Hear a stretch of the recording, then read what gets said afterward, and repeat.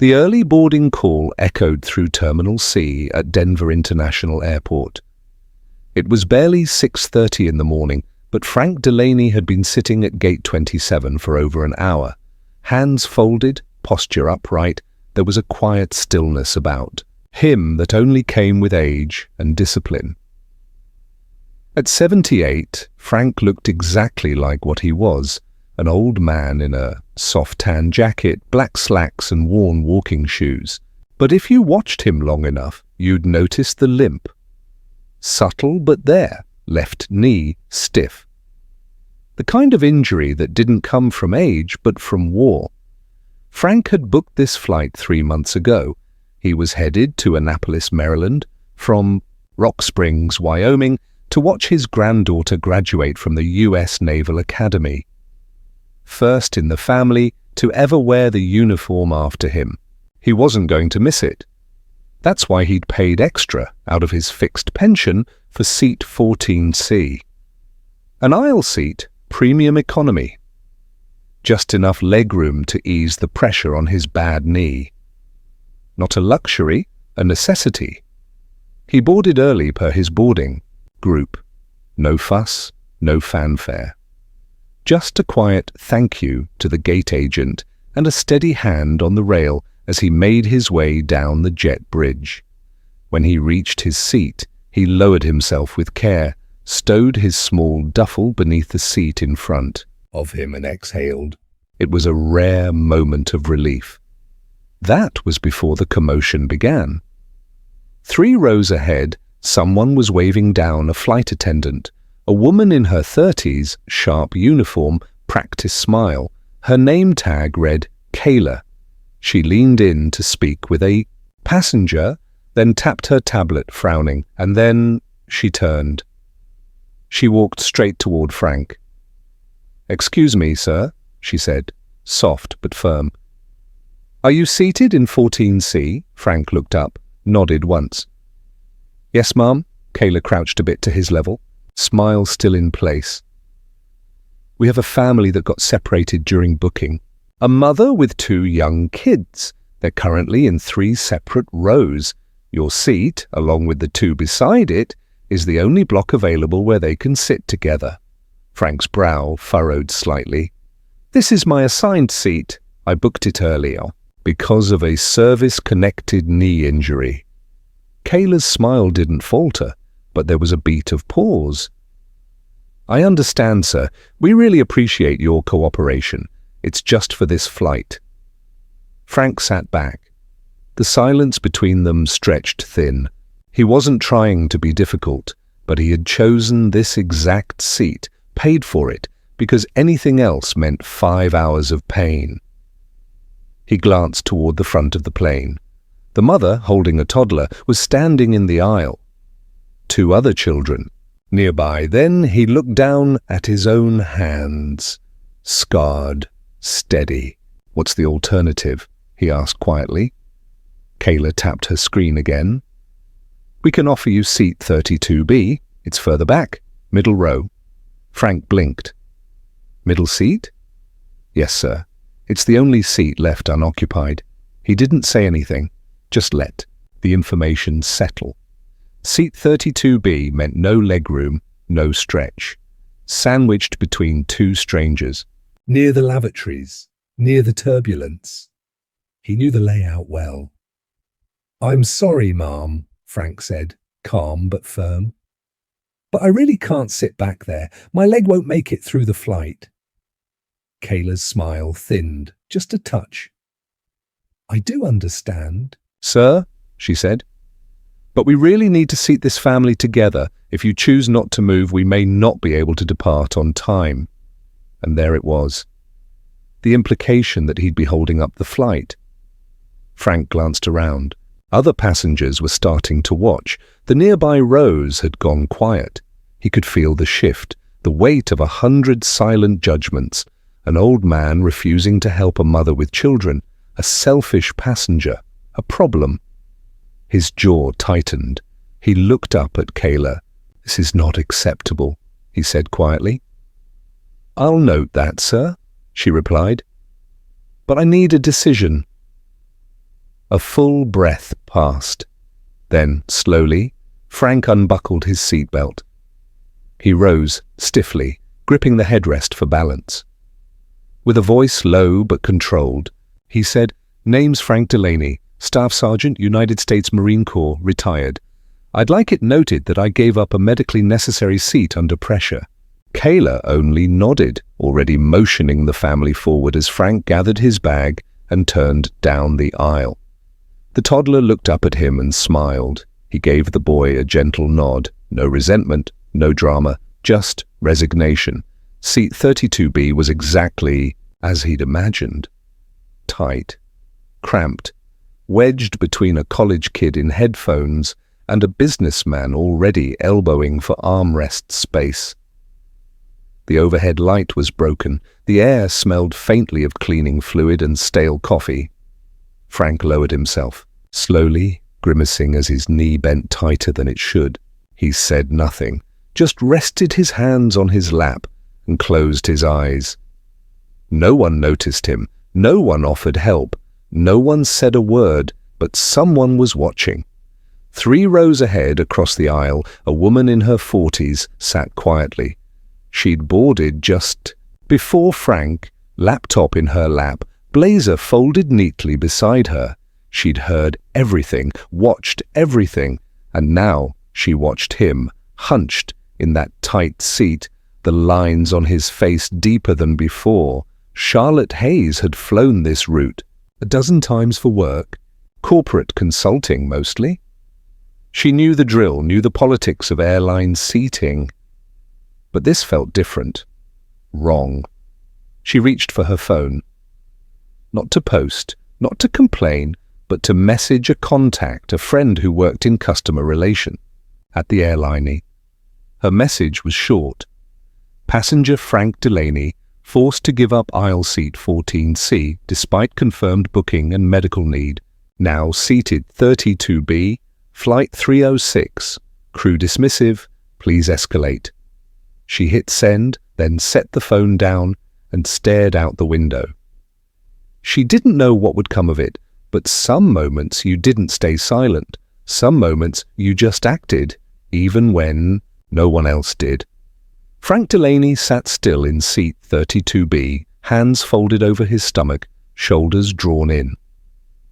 The middle seat always made you feel smaller, but this felt like vanishing. His knee throbbed every few minutes. He shifted slightly, just enough to keep the pain from locking in, but there was nowhere to go. His left leg pressed awkwardly against the seat back in front of him. No room to extend, no aisle to lean into. The college kid on his right kept his headphones on, lost in some movie. The businessman on the left tapped away on his laptop, his elbows spilling into Frank's space like he owned it. No one said anything. No one even made eye contact. Frank wasn't angry, just tired. He'd lived long enough to know what it meant to be inconvenient. It wasn't new. When the flight attendants came through for final checks, no one looked his way. No apology, no acknowledgement. Just a nod and a tug on the overhead bin before moving on. Charlotte's phone buzzed in her palm. A reply, received, forwarding to ops, unacceptable, will notify cabin if escalated. She didn't expect much, but at least she'd tried. The cabin doors closed with a solid thunk. The safety briefing began. Frank leaned back, eyes still shut. Somewhere in the hum of the engines, the pre-flight video droned on about oxygen masks and seatbelts and tray tables, but all Frank could hear was the quiet throb of memory, like a distant engine from long ago, the sound of boots on jungle ground, the voice of a young man yelling for a corpsman, the moment his knee shattered under. Fire. He shifted again and winced. In the cockpit, Captain David Miller adjusted his headset. Former Air Force, 23 years in service, 11,000 flight hours. A man of precision and habits forged in steel. His co-pilot read out pre-flight checks as ground control cleared them for takeoff. Then his console lit up. A red notification. Passenger concern flagged by corporate liaison. His brow furrowed. He tapped the screen. Passenger Frank Delaney, flight TC306, issue, veteran forced from medically necessary seat. Below it, a name he recognized, Charlotte Hayes, Diamond Elite, PR board advisor. He blinked. Delaney. The name hit him like a jolt. He turned in his seat. "Hold the taxi," he said. His co-pilot looked over, surprised. "Captain?" But David was already unbuckling. "Hold position. I'll be back in 3. He stepped into the narrow corridor behind the cockpit and signaled to the lead flight attendant.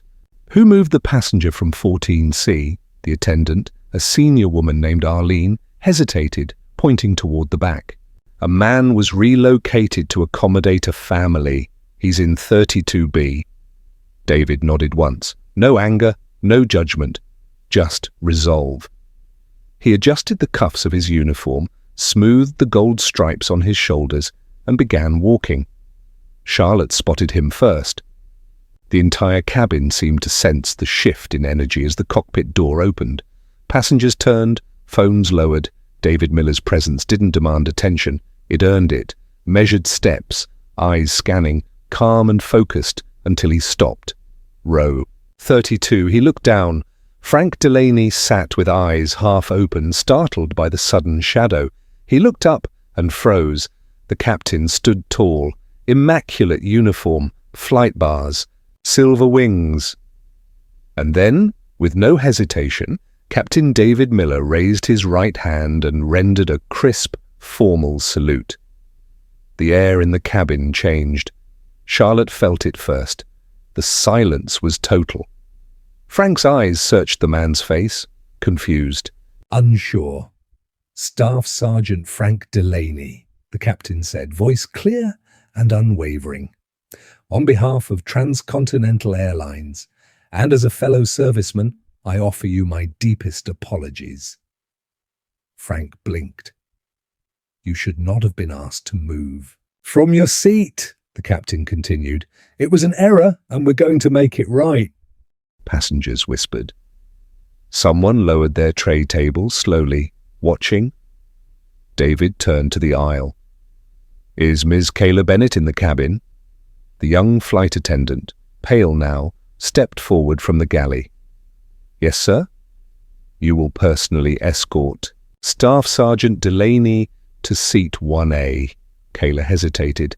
"Captain, first class is..." "If 1A is occupied," David interrupted, "you will ask for a volunteer. If no one volunteers, explain that the captain of this aircraft is requesting that seat on behalf of a decorated combat veteran." Frank started to rise, but David raised a hand. "Please, let us correct this. We owe you that much." Frank sat, stunned. Charlotte saw it, the flicker of disbelief and something else, recognition, gratitude. He stood slowly, carefully, his knee buckled slightly, but David steadied him with a hand under the elbow. The businessman beside him moved aside, awkward now. The college student removed his headphones, shame flickering in his eyes. As they turned toward the front of the plane, David glanced back and nodded once to Charlotte Hayes. Their eyes met. No words passed between them. None were needed. Charlotte sat back in her seat, breath caught in her throat. She wasn't sure what part of her had needed to see that happen, but she knew something deep in her chest had just settled. The kind of settling that only happens when justice, long delayed, finally stands up. The moment Frank Delaney stepped into the aisle, something happened. Not dramatic, not loud, but undeniable. People moved. The businessman, who hadn't given him a second, glance now shifted awkwardly, eyes lowered. The young man in the window seat stood up quickly, muttering, "Sir, sorry, sir." Though Frank hadn't asked for anything, Captain Miller didn't let go of Frank's elbow until he was steady. Then he looked toward Kayla, who stood frozen halfway down the aisle, her tablet clutched like a shield. "Miss Bennett," he said calmly, "Seat 1A now." "Yes, Captain," she replied, voice smaller than before. She stepped forward, leading the way. Frank followed slowly, painfully. Every step stiff, careful. That knee hadn't been right in 50 years, probably never would be. But now he walked with dignity, and every row he passed felt it. Passengers turned. Some murmured, others simply watched. And one man, middle-aged, ball cap on his knee, reached up and touched his chest with an open palm. A silent salute. When they reached row 1, Kayla stopped. She turned toward the passenger already seated in 1A, a man in a pressed polo sipping from a branded water bottle, oblivious to the drama behind him. "I'm sorry, sir," she said, voice hesitant. "We need to reassign your seat." The man blinked, confused. "Wait, what? Captain's request?" "Yes, sir," she said. He turned and saw Frank. Saw the stripes on the worn duffel. The age in his face. The quiet exhaustion. The man nodded, didn't argue, didn't ask questions. He just stood. "Sir," he said to Frank quietly. "It's an honor." Frank didn't know what to say. He just dipped his head, grateful. Captain Miller turned to Kayla again. "If that seat had not been given," he said, loud enough for the first 6 rows to hear, "I would have reassigned my co-pilot's jump seat." He paused. "And if that wasn't available, I would have given up mine." Kayla's mouth parted slightly, but she said nothing. The statement wasn't for her. It was for everyone listening. And they were all listening now. Frank lowered himself into the spacious leather seat of 1A. It wasn't just the extra legroom, it was the angle of it, the quiet, the dignity. The crew brought him a blanket, a fresh bottle of water, an apology. But that wasn't what broke him. It was the voice from halfway down the aisle. A young man stood tall, late 30s, shaved head, wearing jeans and a hoodie. His voice shook when he spoke. "Staff Sergeant Delaney?" Frank turned his head. "I served under you," the man said. "Camp Leatherneck, 2006. Frank stared. Then slowly, his expression softened. "Corporal Reeves?" the man said. "You saved my life. We never got to thank you." His voice cracked. He blinked rapidly, tried to say more, failed. He just nodded, chest heaving, and sat down again. Tears streamed silently down his face. Frank looked away, jaw set. But the silence around him had changed again. This time it wasn't silence born from discomfort, it was reverence. Captain Miller stepped into the intercom alcove, adjusted the switch, and spoke. "Ladies and gentlemen," his voice rang through the cabin, steady and deliberate. "Before we depart, I need to make a brief announcement." Every head turned. Today, a mistake was made. A man who served this country, who carries the visible and invisible scars of that service, was asked to give up his seat. Not because of airline error, but because of a policy that prioritizes convenience over honor. He paused. Let the words hang. Let me be clear. We will not take off while injustice sits quietly in our cabin.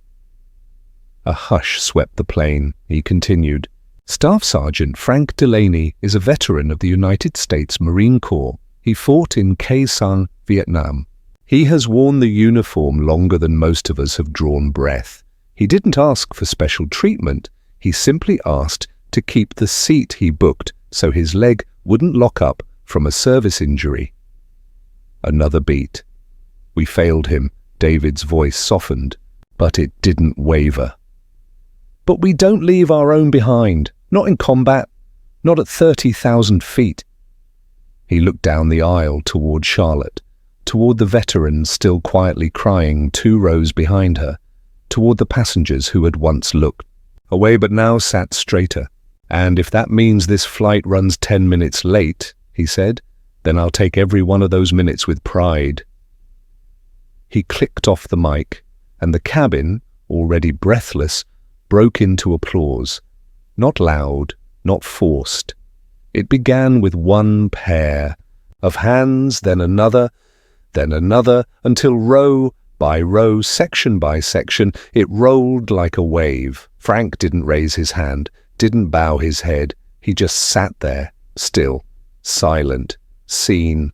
Charlotte wiped the corner of her eye, and for the first time in years, she believed something she had almost forgotten.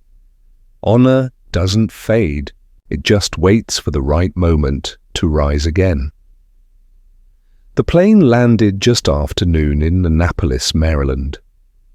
The wheels kissed the runway with a gentle hum, and sunlight filtered through the windows like a quiet blessing. As passengers gathered their belongings and rose from their seats, Frank Delaney remained seated in 1A, hands resting calmly on his knees. He wasn't in a hurry. For once, he didn't feel forgotten. When the flight crew thanked him at the door, they didn't just say it out of habit. They meant it. And when Charlotte Hayes passed him in the jet bridge, she simply touched his shoulder and whispered, "You reminded all of us who we're supposed to be." His granddaughter stood near baggage claim, a midshipman uniform pressed sharp, holding a handmade sign that read, "Welcome, Grandpa Frank." When she saw him limping toward her, she dropped the sign and ran.